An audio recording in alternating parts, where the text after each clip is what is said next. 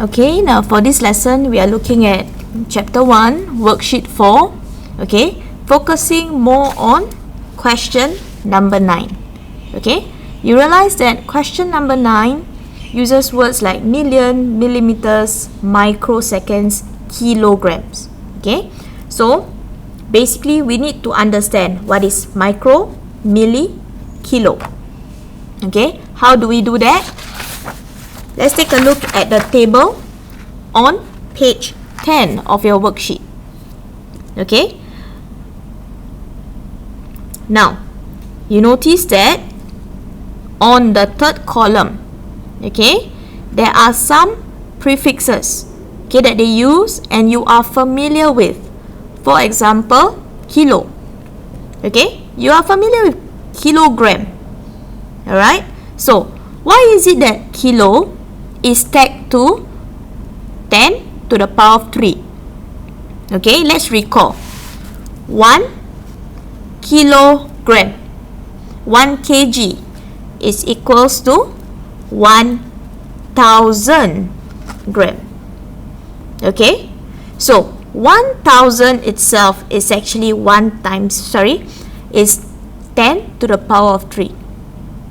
Okay, so which is why the prefix kilo represents 10 to the power of 3. One easy way to remember is that you notice, if I were to look up, okay, after kilo is mega, giga, tera. Repeat, after kilo, mega, giga, tera. You notice that the power is a multiple of 3. Okay, so that's one way to remember. Mega, giga, tera is actually multiple of 3. Okay, now if the number is smaller, like for example bacteria, so on and so forth, we are going to use a different prefix, and that is milli, micro, nano, and pico. Okay, and you also notice that the power is in multiples of 3. Okay, alright, now let's take a look at the question. First question, 57.9 million. Okay, so million, as we know, is actually 57.9 times 1 million is 1 with 1, 2, 3, 4, 5, 6 zeros.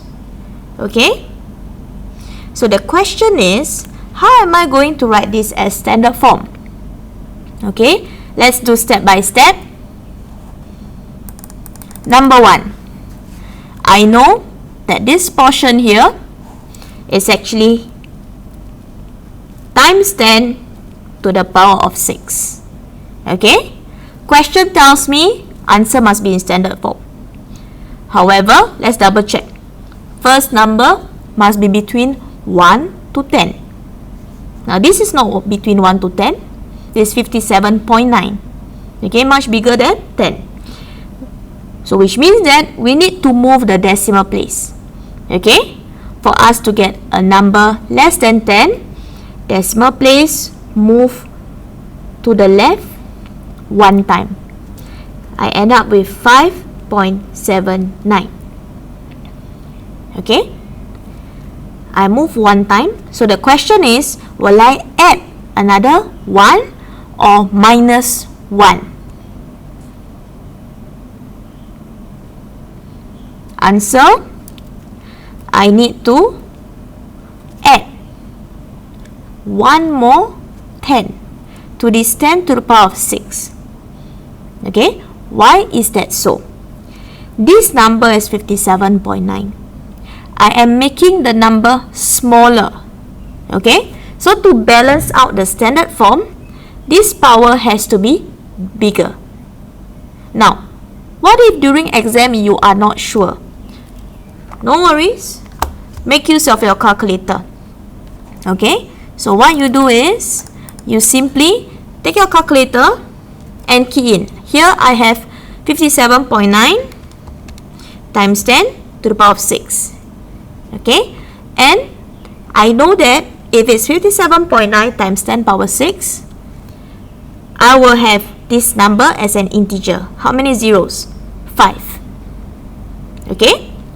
Now let's say after you convert it to a standard form, okay, you have power 7. You want to check if your answer is correct or not. Let me key in 5.79 times 10 power 7. Let's check. Answer is supposed to have 50. There you go. Okay, you have 5 zeros. What if you key in, or just now when you do, you get the wrong answer? You have 5.79 times 10. If you minus 1, it becomes 5. You notice that instead of getting 50, you have 3. So immediately you know you did the wrong conversion. Okay, so that's how you complete 9a. Okay, the next video I'm going to focus on B and C.